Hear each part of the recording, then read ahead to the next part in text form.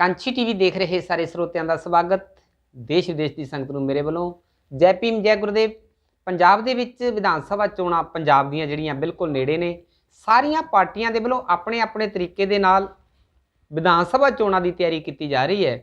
ਇਸ ਚੋਣਾਂ ਤੇ ਵੀ ਚਰਚਾ ਕਰਾਂਗੇ ਔਰ ਚਰਚਾ ਕਰਾਂਗੇ ਕਿ ਤਬਦੀਲੀ ਜਿਹੜੀ ਹੈ, ਜੇ ਦੇਸ਼ ਦੀ ਆਜ਼ਾਦੀ ਤੋਂ ਬਾਅਦ ਅਨੇਕਾਂ ਵਾਰ ਵੋਟਾਂ ਪੈਣ ਨਾਲ ਸਰਕਾਰਾਂ ਬਦਲ ਦੇ ਨਾਲ ਤਬਦੀਲੀ ਨਹੀਂ ਆਈ ਤਾਂ ਇਹ ਕੋਈ ਨਵਾਂ ਚੰਦ ਨਹੀਂ ਚੜਨ ਲੱਗਾ। ਚਰਚਾ ਕਰਾਂਗੇ ਕਿ ਸਤਿਗੁਰੂ ਰਵਿਦਾਸ ਮਹਾਰਾਜ ਜੀ ਤੋਂ ਲੈ ਕੇ ਬਾਬਾ ਸਾਹਿਬ ਭੀਮਰਾਓ ਡਾਕਟਰ ਅੰਬੇਡਕਰ ਜੀ ਵੱਲ ਹੁੰਦਿਆਂ ਹੋਇਆਂ ਸਾਹਿਬ ਕਾਂਛੀ ਰਾਮ ਜੀ ਦੀ ਜੇ ਗੱਲ ਮਿਹਨਤ ਦੀ ਕਰੀਏ, ਉਹਨਾਂ ਦੇ ਸੰਕਲਪ ਦੀ ਕਰੀਏ ਤੇ ਉਹਨਾਂ ਦੇ ਸੰਕਲਪ ਨੂੰ ਕਿੰਨਾ ਬੂਰ ਲੱਗਿਆ, ਜਾਂ ਜੋ ਉਹ ਚਾਹੁੰਦੇ ਸੀ ਉਹਨਾਂ ਵਾਲਾ ਭਾਰਤ, ਉਹਨਾਂ ਵਾਲਾ ਪੰਜਾਬ ਕਿਉਂ ਨਹੀਂ ਸਿਰ ਸਕਿਆ। ਚਰਚਾਵਾਂ ਕਰਾਂਗੇ।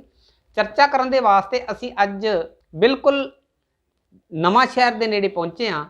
ਮੱਖਣ ਚੌਹਾਨ ਜੀ ਜਿਹੜੇ ਬਹੁਜਨ ਸਮਾਜ ਪਾਰਟੀ ਦੇ ਲਈ ਲੰਬੇ ਸਮੇਂ ਤੋਂ ਕਰਦੇ ਨੇ ਕੰਮ, ਔਰ ਬਾਬਾ ਸਾਹਿਬ ਭੀਮਰਾਓ ਡਾਕਟਰ ਅੰਬੇਡਕਰ ਜੀ ਦੇ ਮਿਸ਼ਨ ਦੇ ਵਿੱਚ ਜਨ ਜਨ ਤੱਕ ਉਹਨਾਂ ਦੀ ਜਿਹੜੀ ਚਰਚਾ ਹੈ, ਉਹਨਾਂ ਦਾ ਜਿਹੜਾ ਮਿਸ਼ਨ ਹੈ ਲੈ ਕੇ ਜਾਣ ਦੇ ਲਈ ਉਪਰਾਲਾ ਕਰਦੇ ਨੇ। ਆਓ ਆਪਾਂ ਰਲ ਕੇ ਸਵਾਗਤ ਕਰਦੇ ਹਾਂ। ਸਵਾਗਤ ਹੈ ਜੀ ਤੁਹਾਡਾ ਅੱਜ ਕਾਂਛੀ ਟੀਵੀ ਦੀ ਸਕਰੀਨ ਤੇ। ਚੌਹਾਨ ਸਾਹਿਬ ਜੈ ਭੀਮ ਜੈ ਗੁਰਦੇਵ। जय भीम जी, जय गुरुदेव। ਹੋਰ ਠੀਕ ਠਾਕ ਹੋ जी ਜੀ? सर बहुत बढ़िया जी। ਕੀ ਕਹਿਣਾ ਚਾਹੋਗੇ? ਆਪਾਂ ਅੱਜ ਚਰਚਾ ਕਰਾਂਗੇ ਕਿ ਸਾਡੇ ਰਹਿਬਰਾਂ ਦਾ ਜਿਹੜਾ ਮਿਸ਼ਨ ਹੈ, ਉਹਨਾਂ ਨੇ ਸਾਰੇ ਤਰੀਕੇ ਸਮਾਜ ਨੂੰ ਦੇਣ ਦੀ ਕੋਸ਼ਿਸ਼ ਕੀਤੀ ਹੈ। ਰਾਜ ਦੀ ਗੱਦੀ ਜਿਹੜੀ ਹੈ ਉਹਦੇ ਵਿੱਚ ਵੀ ਐਂਟਰੀ ਕਰਵਾ ਦਿੱਤੀ। ਸਾਡੇ ਧਾਰਮਿਕ ਜਿਹੜੇ ਅਦਾਰੇ ਨੇ ਉਹਨਾਂ ਦੇ ਵਿੱਚ ਵੀ ਸਾਡੀ ਐਂਟਰੀ ਕਰਵਾ ਦਿੱਤੀ। ਆਰਥਿਕ ਮਜ਼ਬੂਤ ਕਰਨ ਦੇ ਤਰੀਕੇ ਜਿਹੜੇ ਬਾਬਾ ਸਾਹਿਬ ਭੀਮਰਾਓ ਡਾਕਟਰ ਅੰਬੇਡਕਰ ਜੀ ਨੇ ਸੰਵਿਧਾਨਕ ਹੱਕ ਅਧਿਕਾਰ ਲੈ ਕੇ ਦਿੱਤੇ ਨੇ। ਕੀ ਕਹਿਣਾ ਚਾਹੋਗੇ? ਅੱਜ ਸਭ ਤੋਂ ਪਹਿਲਾਂ ਤੁਹਾਡੇ ਤੇ ਗੱਲ ਕਰਾਂਗੇ ਆਪਾਂ ਕਿ ਜਿਹੜਾ ਇਸ ਮੂਵਮੈਂਟ ਦੇ ਵਿੱਚ ਤੁਸੀਂ ਕਦੋਂ ਕੁੱਦੇ, ਕਦੋਂ ਤੋਂ ਤੁਸੀਂ ਮਿਹਨਤ ਸ਼ੁਰੂ ਕੀਤੀ ਆ, ਜਿਹਦੇ ਨਾਲ ਅੱਜ ਇਲਾਕੇ ਦੇ ਵਿੱਚ ਵੀ ਆਪ ਜੀ ਦਾ ਵੀ ਪੂਰਾ ਨਾਮ ਜਿਹੜਾ ਉਹ ਸਾਰੇ ਲੋਕ ਜਾਣਦੇ ਨੇ। ਕਦੋਂ ਤੋਂ ਤੁਸੀਂ ਇਸ ਮਿਸ਼ਨ ਦੇ ਵਿੱਚ ਕੰਮ ਸ਼ੁਰੂ ਕੀਤਾ? कांछी टीवी देख रहे सारे ਸਰੋਤਿਆਂ ਨੂੰ जय भीम जय भारत। मैं बहुत ही ਧੰਨਵਾਦੀ ਹਾਂ ਕਾਂਛੀ ਟੀਵੀ ਦੀ ਸਮੂਹ ਟੀਮ ਦਾ, ਜਿਨ੍ਹਾਂ ਦੇ ਵਿੱਚ ਵਿਸ਼ੇਸ਼ ਤੌਰ ਤੇ ਮੇਰੇ ਅੱਜ ਗ੍ਰਹਿ ਵਿਖੇ ਨਿਰਮਲ ਗੋੜਾ ਜੀ ਪਹੁੰਚੇ ਆ। ਮੇਰਾ ਤੁਹਾਡਾ ਇੱਥੇ ਪਹੁੰਚਣ ਤੇ ਧੰਨਵਾਦ। ਧੰਨਵਾਦ ਜੀ। ਤੇ ਸਰ ਮੈਂ ਇੱਕ ਗੱਲ ਕਹਾਂਗਾ ਕਿ ਮੇਰਾ ਜਿਹੜਾ ਪਰਿਵਾਰਕ ਪਿਛੋਕੜ ਆ ਜੀ, ਉਹ ਇਸ ਮੂਵਮੈਂਟ ਦੇ ਲਈ ਸ਼ੁਰੂ ਤੋਂ ਲੱਗਿਆ ਹੋਇਆ ਹੈ ਜੀ। ਮੇਰੇ ਜਿਹੜੇ ਸਭ ਤੋਂ ਵੱਡੇ ਬ੍ਰਦਰ ਜੋ ਕਿ ਸਰਕਾਰੀ ਮੁਲਾਜ਼ਮ ਸਨ, ਉਹ ਲਗਭਗ 1978-80 ਦੇ ਦੌਰਾਨ ਜੀ ਸਾਹਿਬ ਸ਼੍ਰੀ ਕਾਂਸ਼ੀ ਰਾਮ ਜੀ ਨੇ ਇੱਕ ਜਿਹੜੀ ਸ਼ੈਡੋ ਆਰਗੇਨਾਈਜੇਸ਼ਨ ਬਣਾਈ ਸੀ ਬਾਮਸੇਫ, ਉਹਦੇ ਵਿੱਚ ਉਹਨਾਂ ਨੇ ਕੰਮ ਕੀਤਾ।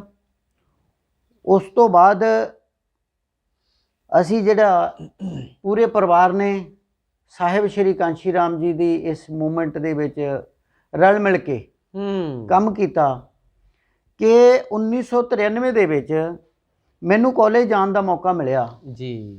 ਤਦ ਉਸ ਵਕਤ ਸਾਹਿਬ ਸ਼੍ਰੀ ਕਾਂਸ਼ੀ ਰਾਮ ਜੀ ਨੇ students front, Bahujan student front ਨਾਂ ਦਾ ਸੰਗਠਨ ਤਿਆਰ ਕੀਤਾ ਸੀ ਜੀ, ਤਾਂ ਕਿ ਜਿਹੜੀ ਨਵੀਂ ਜਨਰੇਸ਼ਨ ਆ ਉਹਨੂੰ ਇਸ ਮੂਵਮੈਂਟ ਪ੍ਰਤੀ ਜਾਣੂ ਕਰਵਾਇਆ ਜਾਵੇ। ਤੇ ਉਸ ਵਕਤ ਜਦੋਂ 1993 ਵਿੱਚ ਮੈਂ ਕਾਲਜ ਗਿਆ ਤਾਂ ਉਸ ਵਕਤ ਮੈਂ ਬਹੁਜਨ ਸਟੂਡੈਂਟ ਫਰੰਟ ਨੂੰ ਆਰ.ਕੇ. ਆਰੀਆ ਕਾਲਜ ਨਵਾਂ ਸ਼ਹਿਰ ਵਿਖੇ ਚਲਾਇਆ ਜੀ। ਲੰਬੇ ਸਮੇਂ ਤੋਂ ਆਰ.ਕੇ. ਆਰੀਆ ਕਾਲਜ ਜੋ ਕਿ ਉੱਥੇ ਜਿਹੜਾ ਮੈਨੇਜਮੈਂਟ ਆ ਉਹ ਸਮੰਤਵਾਦੀ ਲੋਕਾਂ ਦੀ ਆ। ਉਹਨਾਂ ਨੇ ਜਿਹੜਾ ਸਾਡੇ ਜਿਹੜੇ ਪੁਰਾਣੇ ਸਾਥੀ ਉਸ ਕਾਲਜ ਤੋਂ ਪੜ੍ਹ ਕੇ ਗਏ ਸੀ, ਉਹਨਾਂ ਨੇ ਪਿਰਤ ਸ਼ੁਰੂ ਕੀਤੀ ਸੀ ਕਿ ਸਤਿਗੁਰੂ ਰਵਿਦਾਸ ਜੀ ਮਹਾਰਾਜ ਜੀ ਦਾ ਜਿਹੜਾ ਜਨਮ ਦਿਨ ਆ ਉਹ ਮਨਾਇਆ ਜਾਂਦਾ ਸੀਗਾ ਜੀ, ਲੇਕਿਨ ਕੁਝ ਸਮੇਂ ਤੋਂ ਬੰਦ ਸੀ ਜੀ। 10-11 ਸਾਲ ਉੱਥੇ ਗੁਰੂ ਰਵਿਦਾਸ ਜੀ ਦਾ ਜਨਮ ਦਿਨ ਮਨਾਉਣ ਤੇ ਮਨਾਹੀ ਰਹੀ ਆ ਜੀ। ਤੇ ਮੈਂ ਉਸ ਵਕਤ ਕਾਲਜ ਦੇ ਵਿੱਚ ਆਪਣੇ ਸਮੂਹ ਸਾਥੀਆਂ ਦੇ ਨਾਲ ਸਹਿਯੋਗ ਦੇ ਨਾਲ ਉੱਥੇ ਐਜੀਟੇਸ਼ਨ ਕੀਤੀ। ਅਸੀਂ ਐਜੀਟੇਸ਼ਨ ਦੇ ਵਿੱਚ ਜਿਹੜਾ ਹੈਗਾ ਆ ਸਤਿਗੁਰੂ ਰਵਿਦਾਸ ਜੀ ਮਹਾਰਾਜ ਜੀ ਦਾ ਜਨਮ ਦਿਨ ਤੇ ਬਾਬਾ ਸਾਹਿਬ ਡਾਕਟਰ ਅੰਬੇਡਕਰ ਜੀ ਦਾ ਜਨਮ ਦਿਨ ਕਾਲਜ ਦੇ ਅੰਦਰ ਮਨਾਉਣ ਦੇ ਵਿੱਚ ਕਾਮਯਾਬ ਹੋਏ। ਵਾਹ ਜੀ ਵਾਹ। ਇਸ ਤਰ੍ਹਾਂ ਮੈਂ ਕਹਿ ਸਕਦਾ ਹਾਂ ਕਿ ਜਿਹੜਾ ਮੇਰਾ ਪਰਿਵਾਰ ਆ ਇਹ ਬਹੁਜਨ ਸਮਾਜ ਦੇ ਜਿਹੜਾ ਅੰਦੋਲਨ ਆ ਉਹਦੇ ਫਾਊਂਡਰ ਮੈਂਬਰ ਸਾਹਿਬ ਕਾਂਸ਼ੀ ਰਾਮ ਜੀ ਦੀ ਮੂਵਮੈਂਟ ਦੇ ਰਹੇ ਆ। ਬਹੁਤ ਚੰਗੀ ਗੱਲ ਹੈ। ਤੁਸੀਂ ਵੱਡੇ ਉਪਰਾਲੇ ਕੀਤੇ ਹੈ। ਇਹ ਪ੍ਰਚਾਰ ਤੇ ਪ੍ਰਸਾਰ ਦੇ ਵਾਸਤੇ ਬਹੁਤ ਵਧਾਈ ਦੇ ਪਾਤਰ ਹੋ ਔਰ ਸਮਾਜ ਵੱਲੋਂ Thank you. ਸ਼ਾਬਾਸ਼ ਵੀ ਤੁਹਾਡੀ ਥੈਂਕ ਯੂ ਸਰ। ਜਿਹੜੀ ਉਹ ਬਣਦੀ ਹੈਗੀ ਆ। ਕੀ ਕਹਿਣਾ ਚਾਹੋਗੇ, ਜਿਵੇਂ ਸਤਿਗੁਰ ਰਵਿਦਾਸ ਮਹਾਰਾਜ ਜੀ ਦਾ ਜੋ ਸੰਕਲਪ ਸੀ, ਸਾਡੇ ਰਹਿਬਰਾਂ ਨੇ ਵੀ ਬੜੀ ਮਿਹਨਤ ਕੀਤੀ ਹੈ ਜੀ, ਤੇ ਬਾਬਾ ਸਾਹਿਬ ਭੀਮਰਾਓ ਡਾਕਟਰ ਅੰਬੇਡਕਰ ਜੀ ਨੇ ਵੀ ਪੂਰਾ ਜੀਵਨ ਲਾ ਦਿੱਤਾ ਸਮਾਜ ਦੇ ਵਿੱਚ ਤਬਦੀਲੀ ਲੈ ਕੇ ਆਉਣ ਦੇ ਲਈ, ਜਾਂ ਅਧਿਕਾਰ ਲੈ ਕੇ ਦੇਣ, ਜਾਂ ਸਾਧਨ ਪੈਦਾ ਕਰਨ ਦੇ ਵਾਸਤੇ। ਜੀ। ਕੀ ਕਹਿਣਾ ਚਾਹੋਗੇ, ਅੱਜ ਦੇਸ਼ ਦੀ ਆਜ਼ਾਦੀ ਨੂੰ 74 ਸਾਲ ਹੋ ਗਏ ਨੇ, ਜੀ। ਤਬਦੀਲੀ ਕਿੰਨੀ ਕਾਈ, ਕਿੰਨਾ ਕੁ ਅੱਜ ਬਦਲਾਅ ਆਇਆ ਸਮਾਜ ਦੇ ਵਿੱਚ? ਕੀ ਕਹਿਣਾ ਚਾਹੋਗੇ, ਉਹਨਾਂ ਦੀ ਮਿਹਨਤ ਨੂੰ ਬੂਰ ਫਲ ਜਿਹੜਾ ਆ ਉਹ ਕਿੰਨਾ ਕੁ ਲੱਗਿਆ ਲੱਗਦਾ? ਹਾਂ ਗੋੜਾ ਸਾਹਿਬ, ਇਹ ਗੱਲ ਬਿਲਕੁਲ ਤੁਸੀਂ ਜੋ ਕਹੀ ਹੈ ਬਿਲਕੁਲ ਸਹੀ ਆ ਕਿ ਜੇ ਅਗਰ ਆਪਾਂ ਪਿਛੋਕੜ ਵੱਲ ਨਜ਼ਰ ਮਾਰੀਏ ਤਾਂ ਸਾਡੇ ਜਿਹੜੇ ਪਰਿਵਾਰ ਸੀ ਜਾਂ ਸਾਡੇ ਜਿਹੜੇ ਘਰ ਸੀ, ਉਹ ਅੱਜ ਦੇ ਮੁਕਾਬਲੇ ਵਿੱਚ ਬਹੁਤ ਹੀ ਇੱਦਾਂ ਕਹਿ ਲਓ ਵੀ ਨਾਜ਼ੁਕ ਹਾਲਤ ਸੀ। ਨਾਜ਼ੁਕ ਸਥਿਤੀ ਦੇ ਸੀਗੇ। ਜੀ ਜੀ। ਘਰਾਂ ਦੇ ਉੱਤੇ ਕਾਨਿਆਂ ਦੀ ਛੱਤ ਤੇ ਬਰਸਾਤ ਦਾ ਮੌਸਮ ਟਿਪ ਟਿਪ ਕਰਦੇ ਜਿਹੜਾ ਹੈ ਜਿਨ੍ਹਾਂ ਪਰਿਵਾਰਾਂ ਨੇ ਹੰਡਾਇਆ। ਜੀ ਜੀ। ਲੇਕਿਨ ਜਦੋਂ ਅੱਜ ਦੇ ਦਿਨ ਨੂੰ ਉਸ ਵਕਤ ਦੇ ਨਾਲ ਕੰਪੇਅਰ ਕਰਦੇ ਹਾਂ, ਅੱਜ ਤਾਂ ਮੈਨੂੰ ਇੰਝ ਲੱਗਦਾ ਆ ਕਿ ਦੁਆਬੇ ਵਿੱਚ ਤਾਂ ਕੋਈ ਸ਼ਡਿਊਲ ਕਾਸਟ ਪਰਿਵਾਰ ਇਦਾਂ ਦਾ ਨਹੀਂ ਜਿਹਦੇ ਘਰ ਦੇ ਉੱਤੇ ਲੈਂਟਰ ਨਾ ਪਿਆ ਹੋਵੇ। ਵਾਹ ਜੀ ਵਾਹ, ਕੀ ਬਾਤ ਹੈ। ਬਹੁਤ ਤਰੱਕੀ ਹੋਈ ਆ। ਬਿਲਕੁਲ।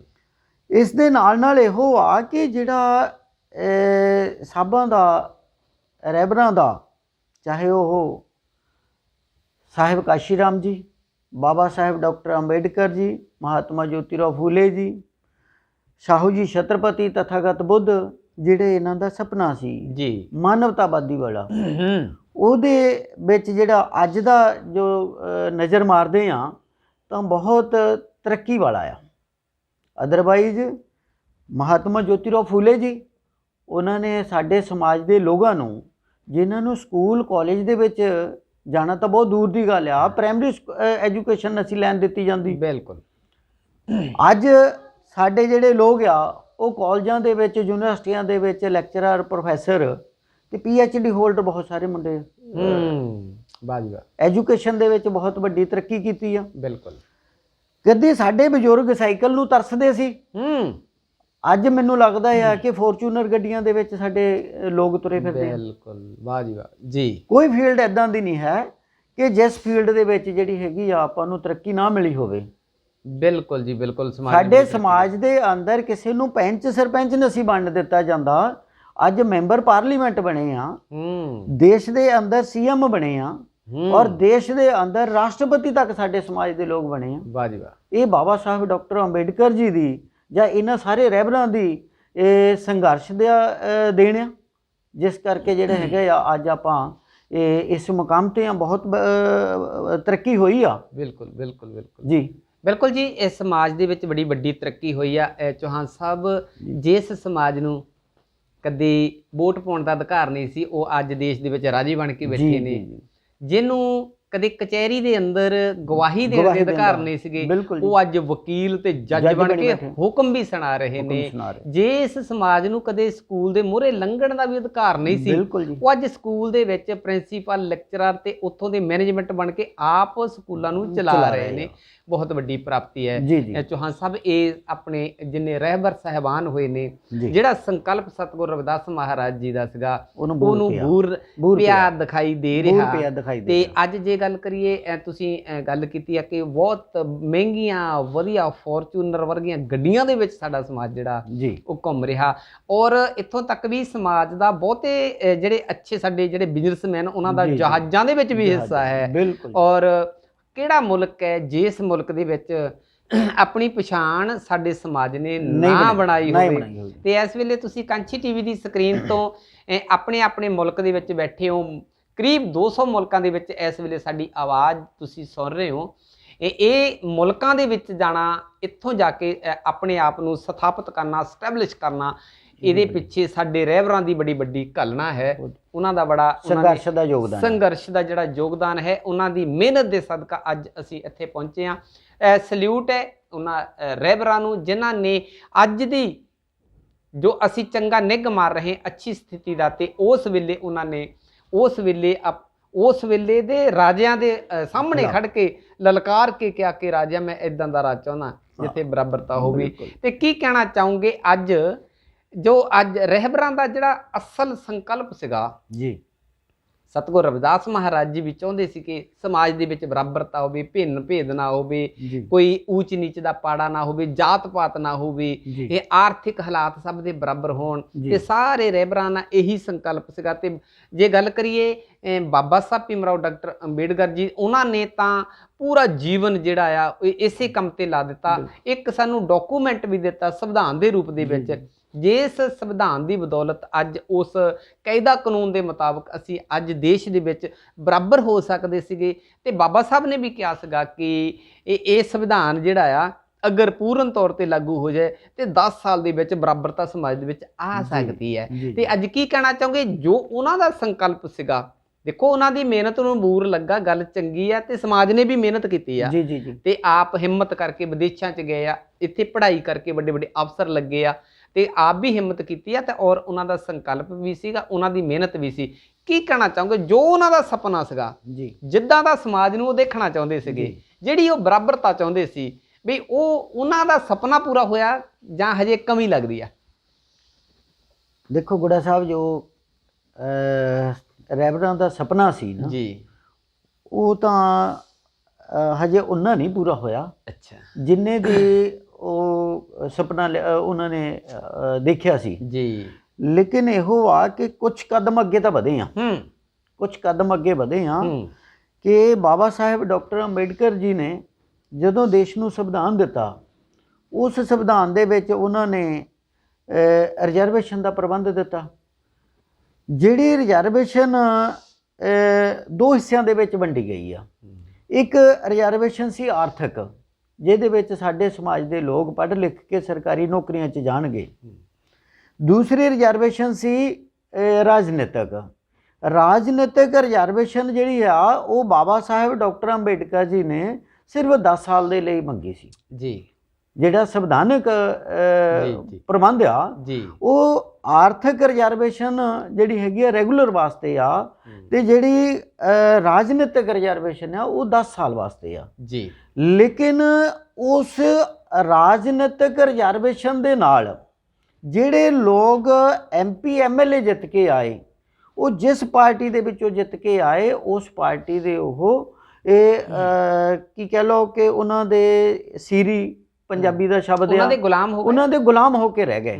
ਉਹਨਾਂ ਦੇ ਰਿਮੋਟ ਤੇ ਚੱਲਦੇ ਨੇ। ਹਾਂ, ਅੱਜ ਪੰਜਾਬ ਦੇ ਅੰਦਰ ਲਗਭਗ 34 ਮੈਂਬਰ MLA ਜਿੱਤ ਕੇ ਜਾਂਦੇ ਆ। ਜੇ ਅਗਰ ਹੁਣ ਰਾਜਨੀਤਿਕ ਦੀ ਗੱਲ ਕਰਨੀ ਹੋਵੇ, ਰਾਜਨੀਤੀ ਦੀ ਗੱਲ ਕਰੀਏ, ਤਾਂ 34 ਮੈਂਬਰ MLA ਦੇਸ਼ ਦੇ ਆਪਣੇ ਸੂਬੇ ਦੇ ਅੰਦਰ ਬਹੁਤ ਵੱਡਾ ਰਾਜ ਪਲਟਾ ਕਰ ਸਕਦੇ ਆ। ਲੇਕਿਨ ਉਹ ਜਿਹੜੇ 34 ਜਿੱਤ ਕੇ ਗਏ ਆ, ਉਹ ਨੁਮਾਇੰਦੇ ਨਹੀਂ ਹੈਗੇ। ਸਮਾਜ ਨੂੰ ਨੁਮਾਇੰਦੇ ਚਾਹੀਦੇ ਆ ਜਿਹੜੇ ਸਮਾਜ ਦੀ ਨੁਮਾਇੰਦਗੀ ਕਰਨ, ਲੇਕਿਨ ਉਹ ਹੈ ਆਪਣੀ ਆਪਣੀ ਪਾਰਟੀ ਦੇ ਸੀਰੀ, ਉਹਨਾਂ ਦੇ ਗੁਲਾਮ। ਜੋ ਉਹਨਾਂ ਦੀਆਂ ਰਾਜਨੀਤਿਕ ਪਾਰਟੀਆਂ ਉਹਨਾਂ ਨੂੰ ਦਿਸ਼ਾ ਕਰਦੀਆਂ ਆ, ਉਹਦੇ ਮੁਤਾਬਕ ਹੀ ਉਹ ਜਿਹੜੇ ਹੈਗੇ ਆ ਗੱਲ ਕਰਦੇ ਆ। ਜੇ ਅਗਰ ਉਹ ਆਪਣੇ ਸਮਾਜ ਦੀ ਗੱਲਬਾਤ ਕਰਨ ਲੱਗਦੇ ਆ ਤਾਂ ਜਾਂ ਤਾਂ ਉਹਨਾਂ ਨੂੰ ਅਗਲੀ ਵਾਰ ਟਿਕਟ ਨਹੀਂ ਦਿੱਤੀ ਜਾਂਦੀ, ਤੇ ਜਾਂ ਜਿਹੜਾ ਹੈਗਾ ਉਹਨਾਂ ਦਾ ਮੂੰਹ ਬੰਦ ਕਰ ਦਿੱਤਾ ਜਾਂਦਾ ਹੈ। ਇਸ ਕਰਕੇ ਜਿਹੜਾ ਸੁਪਨਾ ਇਹ ਸਤਿਗੁਰੂ ਰਵਿਦਾਸ ਜੀ ਦਾ ਆ, ਜਿਹੜਾ ਸੁਪਨਾ ਬਾਬਾ ਸਾਹਿਬ ਡਾਕਟਰ ਅੰਬੇਡਕਰ ਜੀ ਦਾ ਆ, ਜਿਸ ਸੁਪਨੇ ਨੂੰ ਸਾਕਾਰ ਕਰਨ ਦੇ ਲਈ ਸਾਹਿਬ ਕਾਂਸ਼ੀ ਰਾਮ ਜੀ ਨੇ ਆਪਣੇ ਜੀਵਨ ਦਾ ਖੂਨ ਦਾ ਇੱਕ ਇੱਕ ਕਤਰਾ ਇਸ ਸਮਾਜ ਦੇ ਲੇਖੇ ਲਾਤਾ। ਮੈਨੂੰ ਲੱਗਦਾ ਕਿ ਹਜੇ ਆਪਣਾ ਜਿਹੜਾ ਹੈਗਾ ਆ ਉਸ ਮੁਕਾਮ ਤੱਕ ਆਪਾਂ ਨਹੀਂ ਪਹੁੰਚੇ। ਸਾਹਿਬ ਕਾਂਸ਼ੀ ਰਾਮ ਜੀ ਜਿਹੜੇ ਸੀਗੇ, ਉਹਨਾਂ ਨੇ ਇਹ ਦੇਖਿਆ ਸੀਗਾ ਕਿ ਜਿਹੜੀਆਂ ਰਿਜ਼ਰਵ ਸੀਟਾਂ ਆ, ਉਹਨਾਂ ਸੀਟਾਂ ਦੇ ਉੱਤੇ ਕੰਮ ਇੰਨਾ ਹੋ ਜਾਵੇ ਕਿ ਰਾਜਨੀਤਿਕ ਸਮੰਤਵਾਦੀ ਪਾਰਟੀਆਂ, ਉਹਨਾਂ ਨੂੰ ਉੱਥੋਂ ਕੈਂਡੀਡੇਟ ਲੱਭਣਾ ਮੁਸ਼ਕਲ ਹੋ ਜਾਏਗਾ ਜੀ। ਲੇਕਿਨ ਅੱਜ ਹਾਲਾਤ ਹੋਰ ਤਰ੍ਹਾਂ ਦੇ ਹੋਏ ਆ ਕਿ ਉਹ ਇੱਕ ਆਦਮੀ ਨੂੰ ਜੇ ਅਗਰ ਡਿਨਾਈ ਕਰਦੇ ਆ ਸਮੰਤਵਾਦੀ ਪਾਰਟੀਆਂ, ਤਾਂ ਦੂਸਰਾ ਆਪਣਾ ਸੰਗਠਨ ਛੱਡ ਕੇ ਉਹਨਾਂ ਦੇ ਬਰਾਬਰ ਜਾ ਖੜ ਜਾਂਦਾ। ਭਈ ਜੀ ਕੋਈ ਗੱਲ ਨਹੀਂ, ਇਹਨੂੰ ਪਿੱਛੇ ਕਰੋ ਤੇ ਮੈਂ ਤੁਹਾਡੇ ਨਾਲ ਆ ਜਾਂਦਾ ਆ। ਭਾਵੇਂ ਉਹਦੇ ਵਿੱਚ ਆਪਣਾ ਨਿੱਜੀ ਸਵਾਰਥ ਹੀ ਹੋਏਗਾ, ਲੇਕਿਨ ਉਹ ਸਮਾਜ ਦਾ ਕੁਝ ਨਹੀਂ ਸਵਾਰ ਸਕਦੇ। ਜਿਵੇਂ ਕਿ ਪਿਛਲੇ ਦਿਨੀ ਤੁਸੀਂ ਦੇਖਿਆ ਹੋਣਾ ਆ, ਜਦੋਂ ਗੱਲਾਂ ਆਪਣੇ ਸਮਾਜ ਦੀ ਖੜਦੀ ਆ, ਸਮਾਜ ਦੇ ਅੰਦਰ ਕਿਸੇ ਵੀ ਲੈਵਲ ਦਾ ਜਿਹੜਾ ਹੈਗਾ ਡਿਸਕ੍ਰਿਮੀਨੇਸ਼ਨ ਹੁੰਦਾ ਆ, ਜ਼ਿਆਦਤੀ ਹੁੰਦੀ ਆ, ਵਧੀਕੀ ਹੁੰਦੀ ਆ। ਲੇਕਿਨ ਇਹਨਾਂ ਜਿਹੜੇ 34 MLA ਸਮੰਤਵਾਦੀ ਪਾਰਟੀਆਂ ਤੋਂ ਜਿੱਤ ਕੇ ਗਏ ਆ, ਇਹਨਾਂ ਨੇ ਕਦੇ ਮੂੰਹ ਨਹੀਂ ਖੋਲ੍ਹਿਆ। ਲੇਕਿਨ ਜੇ ਅਗਰ ਇਹੀ ਗੱਲਬਾਤ ਕਿਸੇ ਉੱਚ ਜਾਤੀ ਦੇ ਵਿੱਚ ਹੁੰਦੀ ਆ, ਤਦ ਉੱਥੇ ਉਹ ਜਿਹੜੇ ਹੈਗੇ ਆ ਉਹਨਾਂ ਦੀ ਵਕਾਲਤ ਕਰਦੇ ਆ, ਕਿਉਂਕਿ ਉਹਨਾਂ ਦਾ ਮਾਲਕ ਉਹਨਾਂ ਨੂੰ ਉੱਥੇ ਖੜੇ ਹੋਣ ਦੇ ਲਈ ਕਹਿੰਦਾ ਆ।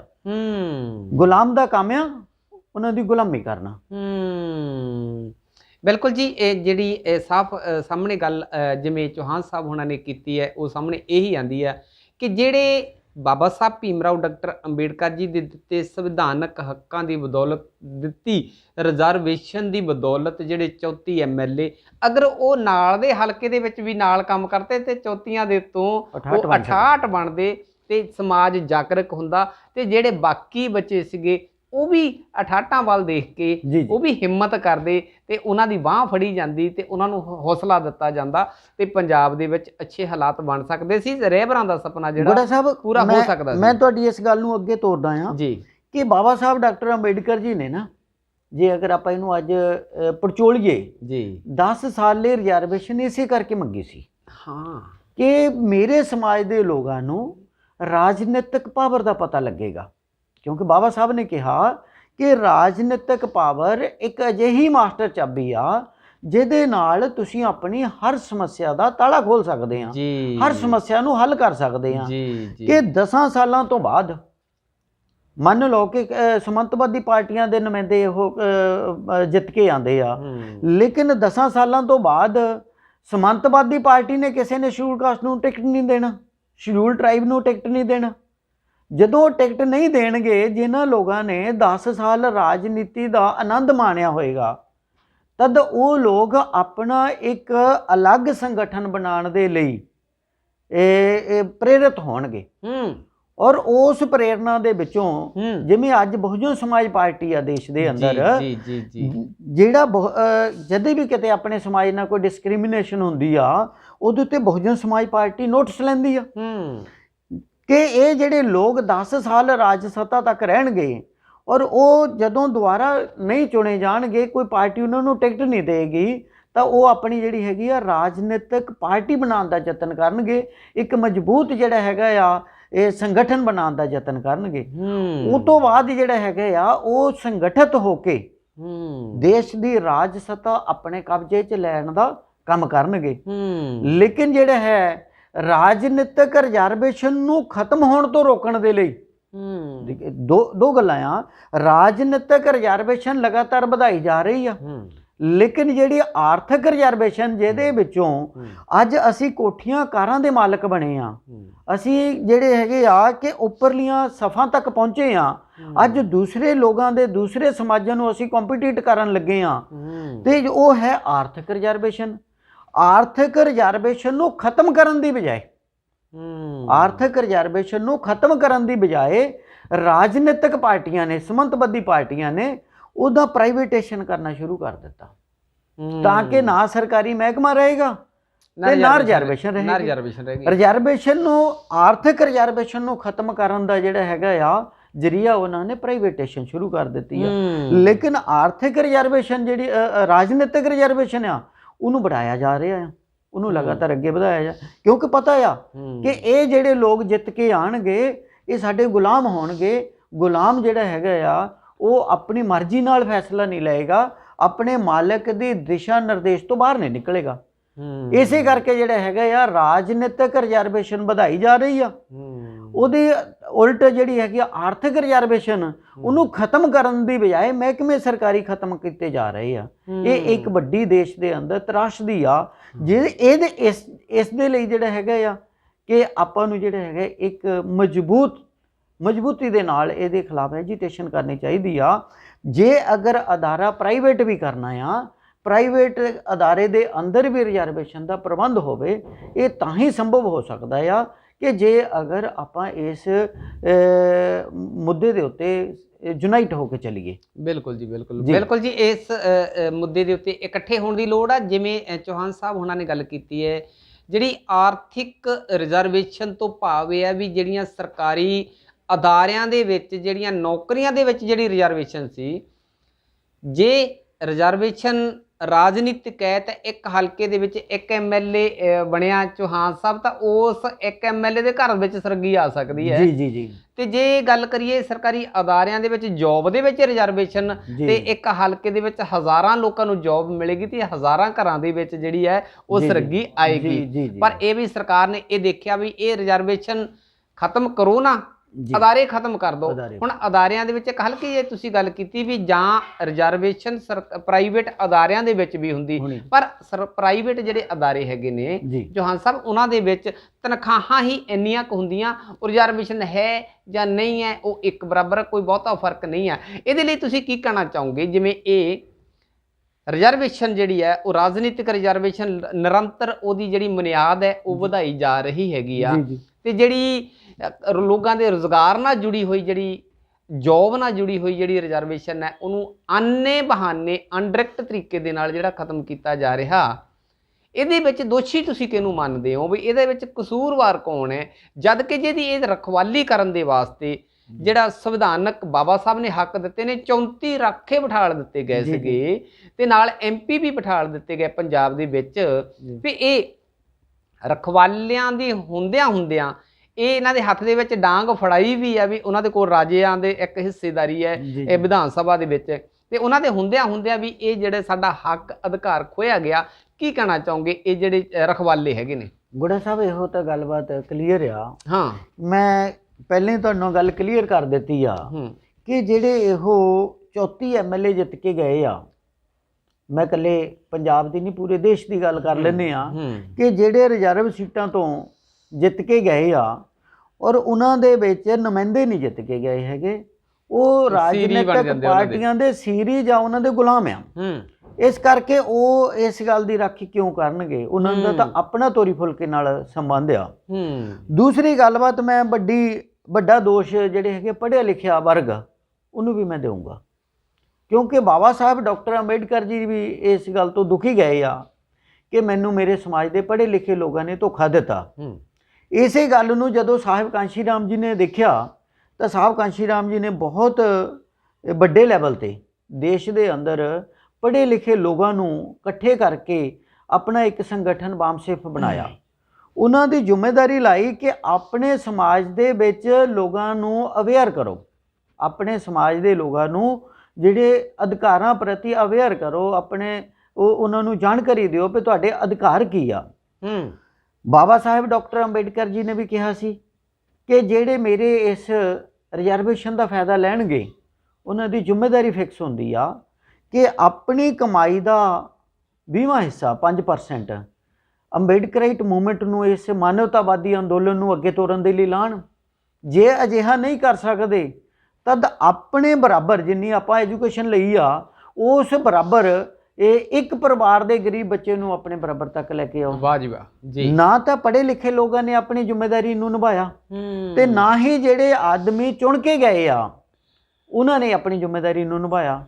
ਇਹਦੇ ਵਿੱਚ ਜਿਹੜਾ ਹੈਗਾ ਆ ਜ਼ਿੰਮੇਵਾਰੀ ਦੋਹਾਂ ਧਿਰਾਂ ਨੇ ਨਹੀਂ ਇਮਾਨਦਾਰੀ ਨਾਲ ਨਿਭਾਈ। ਜਦੋਂ ਦੋਨਾਂ ਧਿਰਾਂ ਨੇ ਨਹੀਂ ਨਿਭਾਈ ਤਾਂ ਇਸ ਕਰਕੇ ਜਿਹੜਾ ਹੈਗਾ ਅੱਜ ਸਮਾਜ ਨੂੰ ਇਹਨਾਂ ਹਾਲਾਤਾਂ ਦਾ ਸਾਹਮਣਾ ਕਰਨਾ ਪੈ ਰਿਹਾ। ਮੈਂ ਇੱਕ ਤੁਹਾਨੂੰ ਛੋਟੀ ਜਿਹੀ ਗੱਲ ਦੱਸਾਂ ਕਿ ਜਿਵੇਂ ਰੋਡਵੇਜ਼ ਦਾ ਮਹਿਕਮਾ ਆ ਜੀ, ਉਹਦੇ ਵਿੱਚ ਮੁਲਾਜ਼ਮ ਦੇਣੇ ਹੁੰਦੇ ਆ, ਉਹ ਠੇਕੇਦਾਰ ਨੂੰ ਨਾਮ ਦਿੱਤਾ ਹੈ ਪ੍ਰੋਵਾਈਡਰ ਦਾ, ਠੇਕੇਦਾਰ ਨੂੰ ਨਾਮ ਦਿੱਤਾ ਹੈ ਪ੍ਰੋਵਾਈਡਰ ਦਾ। ਇਸੇ ਤਰ੍ਹਾਂ ਕਿਸੇ ਵੀ ਮਹਿਕਮੇ ਦੇ ਅੰਦਰ ਮੁਲਾਜ਼ਮ ਦੇਣੇ ਆ ਤਾਂ ਉਹ ਪ੍ਰੋਵਾਈਡਰ ਦੇ ਕੋਲੋਂ ਡਿਮਾਂਡ ਕਰਦੇ ਆ ਵੀ ਜੀ ਸਾਨੂੰ ਇੰਨੇ ਮੁਲਾਜ਼ਮ ਚਾਹੀਦੇ ਆ। ਚੌਹਾਨ ਸਾਹਿਬ ਇੱਕ ਗੱਲ ਕਲੀਅਰ ਕਰਿਓ, ਪ੍ਰੋਵਾਈਡਰ ਤੇ ਠੇਕੇਦਾਰ ਵਿੱਚ ਫਰਕ ਕਿੰਨਾ ਕੁ ਹੋਇਆ? ਜਿਹੜਾ ਠੇਕੇਦਾਰ ਆ ਉਹਨੇ ਵੀ ਠੇਕਾ ਲੈ ਰਿਹਾ, ਉਹਨੇ ਅੱਗੇ ਜਿਹੜੇ ਆ ਮੁਲਾਜ਼ਮ ਉਹਨੇ ਇੱਕ ਦੇਣੇ ਹੈਗੇ ਨੇ, ਗੱਲ ਉਹਨੂੰ ਅੰਗਰੇਜ਼ੀ ਚ ਲੈਂਦਾ ਪ੍ਰੋਵਾਈਡ ਕਰਨੇ ਨੇ, ਫਰਕ ਤਾਂ ਕੁਝ ਨਹੀਂ ਹੈਗਾ। ਜੀ ਜੀ ਜੀ ਜੀ ਜੀ ਜੀ ਇਹੀ ਗੱਲ ਹੈ ਜੀ। ਉਹ ਜਿਹੜਾ ਠੇਕੇਦਾਰ ਆ ਉਹ ਸਰਕਾਰ ਦੇ ਕੋਲੋਂ ਮੰਨ ਲਓ ਕਿ 15,000 ਰੁਪਇਆ ਇੱਕ ਮੁਲਾਜ਼ਮ ਦਾ ਲੈ ਰਿਹਾ ਆ, ਲੇਕਿਨ ਮੁਲਾਜ਼ਮ ਨੂੰ ਉਹ ਦੇ ਰਿਹਾ ਹੈਗਾ 8 ਤੋਂ ਲੈ ਕੇ 10,000 ਰੁਪਏ ਤੱਕ। ਸਰਕਾਰ ਨੇ ਜਿਹੜੇ ਠੇਕੇਦਾਰ ਆ, ਜਿਹੜੇ ਪ੍ਰੋਵਾਈਡਰ ਆ, ਉਹਨਾਂ ਲੋਕਾਂ ਨੂੰ ਬਣਾਇਆ ਆ ਜਿਹੜੇ ਕਾਰਪੋਰੇਟ ਘਰਾਣਿਆਂ ਨਾਲ ਸੰਬੰਧ ਰੱਖਦੇ ਆ, ਜਿਹੜੇ ਉੱਚ ਅਧਿਕਾਰੀਆਂ ਦੇ ਪਰਿਵਾਰਾਂ ਦੇ ਮੈਂਬਰ ਹੋ ਸਕਦੇ ਆ ਜਾਂ ਉਹਨਾਂ ਦੇ ਰਿਸ਼ਤੇਦਾਰ ਹੋ ਸਕਦੇ ਆ। ਇਸੇ ਤਰ੍ਹਾਂ ਜਿਹੜੇ ਸਰਕਾਰ ਨੂੰ ਚਲਾਉਂਦੇ ਆ ਉਹਨਾਂ ਦੇ ਜਿਹੜੇ ਹੈਗੇ ਆ ਰਿਸ਼ਤੇਦਾਰ ਜਾਂ ਉਹਨਾਂ ਦੇ ਮਿੱਤਰ ਦੋਸਤ ਹੋ ਸਕਦੇ ਆ, ਉਹਨਾਂ ਲੋਕਾਂ ਨੂੰ ਪ੍ਰੋਵਾਈਡਰ ਬਣਾਇਆ, ਠੇਕੇਦਾਰ ਉਹਨਾਂ ਨੂੰ ਬਣਾਇਆ ਆ, ਲਾਇਸੈਂਸ ਉਹਨਾਂ ਨੂੰ ਦਿੱਤੇ ਆ ਜਿਹੜੇ ਲੋਕ ਸਰਕਾਰ ਦੇ ਵਿੱਚ ਆਪਣਾ ਚੰਗਾ ਖਾਸਾ ਦਬਦਬਾ ਰੱਖਦੇ ਆ, ਜਾਂ ਜਿਹੜੇ ਚੋਣਾਂ ਦੇ ਵੇਲੇ ਫੰਡ ਦਿੰਦੇ ਆ। ਜੀ ਜੀ ਜੀ ਜੀ, ਜਿਨ੍ਹਾਂ ਨੇ ਇਲੈਕਸ਼ਨਾਂ ਜਿਤਾਣੀਆਂ ਹੁੰਦੀਆਂ ਹੈ ਨਹੀਂ। ਬਿਲਕੁਲ ਜੀ, ਇੱਥੇ ਇਹ ਗੱਲ ਚੌਹਾਨ ਸਾਹਿਬ ਹੁਣਾਂ ਨੇ ਬੜੀ ਕਲੀਅਰ ਕੀਤੀ ਆ ਕਿ ਜਿਹੜੇ ਪ੍ਰੋਵਾਈਡਰ ਜਾਂ ਠੇਕੇਦਾਰ ਕਹਿ ਲਈਏ ਉਹ ਘੱਟ ਪੜ੍ਹੇ ਜਾਂ ਅਨਪੜ੍ਹ ਦੇ ਥੱਲੇ ਜਿਹੜੇ ਪੜ੍ਹੇ ਲਿਖੇ ਸਾਡੇ ਨੌਜਵਾਨ ਬੱਚੇ ਜਿਹੜੇ ਹੈਗੇ ਨੇ, ਲੜਕੇ ਲੜਕੀਆਂ, ਉਹ ਕੰਮ ਕਰਦੇ ਨੇ। ਉਹਨਾਂ ਨੂੰ ਪ੍ਰੋਵਾਈਡਰ ਮਤਲਬ ਅੱਗੇ ਭੇਜਣਾ, ਅੱਗੇ ਦੇਣਾ, ਕੰਪਨੀਆਂ ਨੂੰ ਦੇਣਾ, ਉਹ ਪ੍ਰੋਵਾਈਡ ਕਰਦੇ ਨੇ। ਦੁਖਾਂਤ ਸਾਡਾ ਪੰਜਾਬ ਕਿੱਧਰ ਨੂੰ ਜਾ ਰਿਹਾ, ਸਾਡਾ ਭਾਰਤ ਕਿੱਧਰ ਨੂੰ ਜਾ ਰਿਹਾ, ਕਿੱਥੇ ਗਿਆ ਸਾਡਾ ਬਾਬਾ ਸਾਹਿਬ ਭੀਮ ਰਾਓ ਡਾਕਟਰ ਅੰਬੇਡਕਰ ਜੀ ਦਾ ਸੰਵਿਧਾਨ। ਸੰਵਿਧਾਨ ਦਾ ਜਿਹੜਾ ਦੁਹਾਈ ਦੇਣ ਵਾਲੇ, ਜਿਹੜੇ ਬਾਬਾ ਸਾਹਿਬ ਦੇ ਸਟੈਚੂਆਂ ਦੀ ਸੇਵਾ ਕਰਨ ਵਾਲੇ, ਨਾਲ ਅੱਜ ਜੇ ਗੱਲ ਕਰੀਏ ਜੇ ਦੇਸ਼ ਦਾ ਸੰਵਿਧਾਨ ਜਿਹੜਾ ਆ, ਜਿਲਤ ਦੇ ਉੱਤੇ ਸੰਵਿਧਾਨ ਆ ਤੇ ਵਿੱਚ ਜਿਹੜਾ ਹੈ ਉਹ ਮਨੂ ਸਿਮਰਤੀ ਦਾ ਕੰਮ ਜਿਹੜਾ ਉਹ ਕੀਤਾ ਜਾ ਰਿਹਾ। ਸੰਵਿਧਾਨ ਦੀ ਨਾਮ ਲੈ ਕੇ ਭਾਰਤ ਦੇ ਵਿੱਚ, ਪੰਜਾਬ ਦੇ ਵਿੱਚ ਲੋਕਾਂ ਦਾ, ਬਹੁਜਨ ਸਮਾਜ ਦਾ ਬੇੜਾ ਗਰਕ ਕਿੱਦਾਂ ਕਰਨਾ, ਉਹਦਾ ਪ੍ਰਬੰਧ ਪੂਰੀ ਤਰ੍ਹਾਂ ਕੀਤਾ ਜਾ ਚੁੱਕਾ। ਅੱਜ ਲੋੜ ਹੈ। ਤੇ ਤੀਜਾ ਇੱਕ ਪੱਖ ਆਪਾਂ ਬਹੁਤ ਟੱਚ ਕਰਨ ਦੀ ਲੋੜ ਹੈ।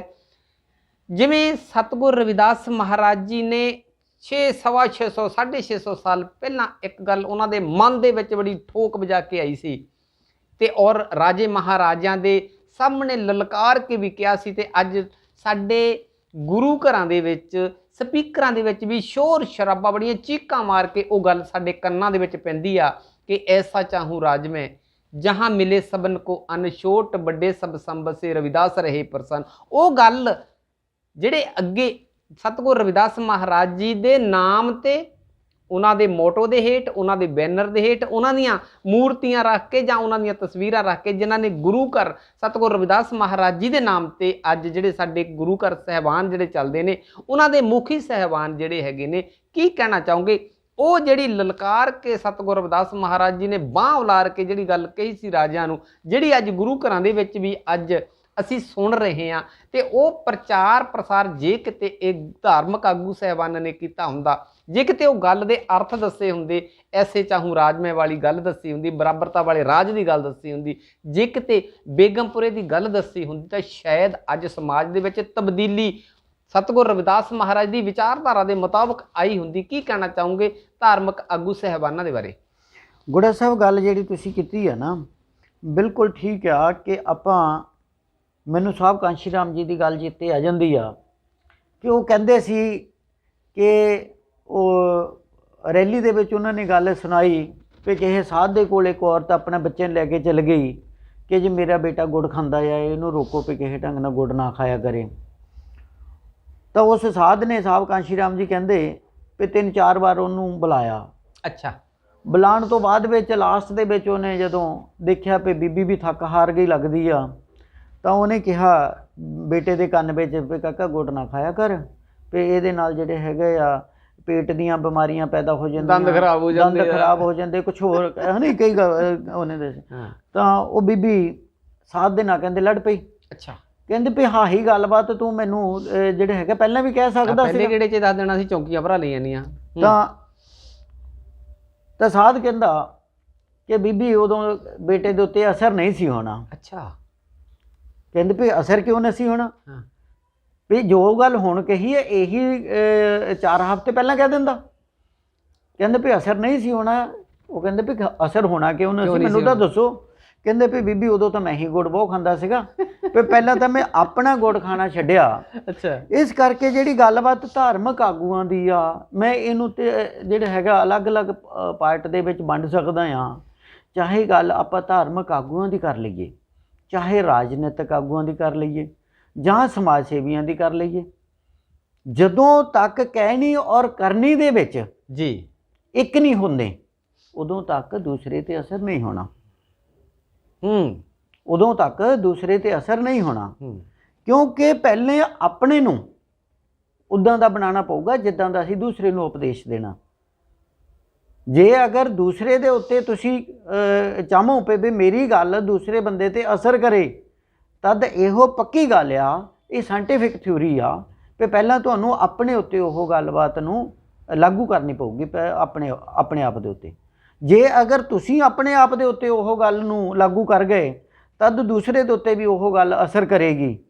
ਤੇ ਜੇ ਅਗਰ ਆਪਾਂ ਗੱਲ ਕਰਦੇ ਹੈਗੇ ਕਿ ਸਪੀਕਰਾਂ ਦੇ ਵਿੱਚ ਮੈਨੂੰ ਇੰਝ ਲੱਗਦਾ ਆ ਕਿ ਗੁਰੂ ਰਵਿਦਾਸ ਜੀ ਦੇ ਅੱਜ ਤਾਂ ਜਿਹੜੇ ਪਾਠ ਤਾਂ ਮੈਨੂੰ ਪਾਠੀ ਦੇ ਮੂੰਹ ਤੋਂ ਤਾਂ ਘੱਟ ਸੁਣਦੇ, ਉਹ ਤਾਂ ਹੁਣ ਦੂਸਰੇ ਲੱਗੇ ਹੁੰਦੇ ਆ ਸਪੀਕਰ ਦੇ ਵਿੱਚ, ਪੈਨ ਡਰਾਈਵ ਹੋ ਗਈਆਂ, ਅੱਗੇ ਸੀਡੀ ਲਾਉਂਦੇ ਸੀ, ਉਦੋਂ ਪਹਿਲਾਂ ਰੀਲ ਲਾਉਂਦੇ ਸੀ ਫੀਤੇ ਵਾਲੀ, ਤਵੇ ਵਾਲੀ ਵੀ ਹੁਣ YouTube ਵਾਲਾ ਕੰਮ ਆ ਗਿਆ, ਸੌਖਾ ਕੰਮ, ਹੁਣ ਪੈਨ ਡਰਾਈਵ ਵੀ ਨਹੀਂ ਲਾਉਣੀ ਪੈਂਦੀ। ਇਸ ਕਰਕੇ ਜਿਹੜਾ ਹੈਗਾ ਆ ਕਹਿਣੀ ਔਰ ਕਰਨੀ ਦੇ ਵਿੱਚ ਨਾ ਆਪਣੇ ਆਪ ਨੂੰ ਮੈਂ ਦੇਖਦਾ ਹੈਗਾ ਆ ਇਸੇ ਤਰ੍ਹਾਂ ਰਾਜਨੀਤੀ ਆ। ਅਸੀਂ ਕਾਸ਼ੀ ਰਾਮ ਸੰਘਰਸ਼ ਕਰੋ ਹਮ ਤੁਮਾਰੇ ਸਾਥ ਕਹੀ ਜਾਂਦੇ ਆ, ਤੇ ਸਾਹਿਬ ਕਾਸ਼ੀ ਰਾਮ ਕਹਿੰਦੇ ਕਿ ਜੇ ਅਗਰ ਤੁਸੀਂ ਮੇਰੇ ਸਾਥ ਹੁੰਦੇ ਤਾਂ ਮੈਨੂੰ ਸੰਘਰਸ਼ ਕਰਨ ਦੀ ਲੋੜ ਹੀ ਨਾ ਪੈਂਦੀ। ਸਾਹਿਬ ਕਾਸ਼ੀ ਰਾਮ ਕਹਿੰਦੇ ਕਿ ਜੇ ਅਗਰ ਤੁਸੀਂ ਮੇਰੇ ਸਾਥ ਨਜ਼ਰ ਆਉਂਦੇ ਤਾਂ ਮੈਨੂੰ ਤੁਹਾਡੇ ਜਿਹੜੇ ਹੈਗਾ ਆ ਇਹ ਸੰਘਰਸ਼ ਦੀ ਇੰਨੇ ਦੀ ਲੋੜ ਹੀ ਨਾ ਪੈਂਦੀ। ਜਦੋਂ ਤੁਸੀਂ ਮੇਰੇ ਨਾਲ ਤਾਂ ਨਜ਼ਰ ਆਉਂਦੇ ਆ ਲੇਕਿਨ ਦਿਮਾਗੀ ਤੌਰ ਤੇ ਨਜ਼ਰ ਨਹੀਂ ਆਉਂਦੇ ਹੈਗੇ, ਵੋਟਾਂ ਦੇ ਡੱਬਿਆਂ ਚੋਂ ਨਹੀਂ ਨਿਕਲਦੇ। ਠੀਕ ਹੈ। ਔਰ ਕੋਈ ਸਮਾਂ ਸੀ ਕਿ ਸਾਹਿਬ ਕਾਸ਼ੀ ਰਾਮ ਨੂੰ ਅੱਜ ਵੀ ਦੁਨੀਆ ਯਾਦ ਕਰਦੀ ਆ, ਸਾਹਿਬ ਕਾਸ਼ੀ ਰਾਮ ਨੂੰ ਅੱਜ ਵੀ ਦੁਨੀਆ ਯਾਦ ਕਰਦੀ ਆ ਕਿ ਉਸ ਬੰਦੇ ਨੇ ਇੱਕ ਕਲਾਸ 1 ਅਧਿਕਾਰੀ ਦੀ ਨੌਕਰੀ ਛੱਡ ਕੇ ਵਾਮ ਸੇਵ ਸੰਗਠਨ ਬਣਾਇਆ, DS4 ਬਣਾਇਆ, BSP ਬਣਾਈ, ਨੰਗੇ ਪੈਰੀਂ ਚੱਲੇ, ਸਾਈਕਲ ਤੇ ਚੱਲੇ ਤੇ ਹੈਲੀਕਾਪਟਰ ਜਹਾਜ਼ਾਂ ਤੱਕ ਪਹੁੰਚੇ। ਕੀ ਬਾਤ ਹੈ। ਔਰ ਸਮਾਜ ਲੇਕਿਨ ਉਸ ਆਦਮੀ ਦੇ ਵਿੱਚ ਇੱਕ ਗੁਣ ਸੀ, ਜਦੋਂ ਕੋਈ ਸਮਾਂਤਵਾਦੀ ਪਾਰਟੀ ਦਾ ਲੀਡਰ ਉਹਨੂੰ ਮਿਲਣਾ ਚਾਹੁੰਦਾ ਸੀ ਤਦ ਕਾਸ਼ੀ ਰਾਮ ਜੀ ਆਪਣੇ ਮੁਤਾਬਕ ਸਮਾਂ ਦਿੰਦੇ ਸੀ ਕਿ ਜਿਹਨੂੰ ਜ਼ਰੂਰਤ ਹੈ ਮੇਰੇ ਕੋਲ ਚੱਲ ਕੇ ਆਵੇ। ਜੇ ਅਗਰ ਉਹ ਇਸ ਦੇ ਉਲਟ ਕੋਈ ਗਰੀਬ ਗੁਰਬਾ ਦੇਸ਼ ਦੇ ਅੰਦਰ ਲਤਾੜਿਆ ਪਛਾੜਿਆ ਉਹਨੂੰ ਕਿਤੇ ਯਾਦ ਕਰਦਾ ਸੀ ਤਾਂ ਉਹਦੇ ਕੋਲ ਨੂੰ ਆਪ ਚੱਲ ਕੇ ਜਾਂਦੇ ਸੀ। ਇਹ ਫਰਕ ਸੀ ਸਾਹਿਬ ਕਾਸ਼ੀ ਰਾਮ ਦੇ ਅੰਦਰ, ਜਿਹੜਾ ਕਿ ਅੱਜ ਅਸੀਂ ਉਲਟ ਤੁਰਿਓ ਹਾਂ। ਜੇ ਅਗਰ ਸਾਨੂੰ ਕੋਈ ਸਮਾਂਤਵਾਦੀ ਆਵਾਜ਼ਾਂ ਮਾਰਦਾ ਆ ਤਾਂ ਉੱਥੇ ਨੂੰ ਅਸੀਂ ਨੰਗੇ ਪੈਰੀ ਵੀ ਦੌੜਿਓ ਹਾਂ ਸਾਡੇ ਨੇਤਾ, ਤੇ ਜੇ ਅਗਰ ਕੋਈ ਸਮਾਜ ਉਡੀਕਦਾ ਆ ਤਾਂ ਉੱਥੇ ਸਾਡੇ ਕੋਲ ਜਾਣ ਨੂੰ ਸਮਾਂ ਹੈ ਨਹੀਂ, 100 ਬਹਾਨੇ। ਔਰ ਇਹ ਜਿਹੜੀਆਂ ਗੱਲਾਂ ਬਾਤਾਂ ਆ ਜਿਸ ਕਰਕੇ ਅੱਜ ਆਪਾਂ ਜਿਹੜਾ ਸਾਡੇ ਗੁਰੂਆਂ ਰਹਿਬਰਾਂ ਦਾ ਸੁਪਨਾ ਸੀ, ਜਿਹੜਾ ਸਾਡਾ ਸੰਘਰਸ਼ ਸੀ, ਮੈਂ ਤਾਂ ਇਹ ਵੀ ਕਹੂੰਗਾ ਕਿ ਸ਼ਾਇਦ ਅਸੀਂ ਆਪਣੇ ਸੰਘਰਸ਼ ਤੋਂ ਵੀ ਭਟਕੇ ਹੋ ਜੇ ਨਜ਼ਰ ਆਉਂਦੇ ਆ।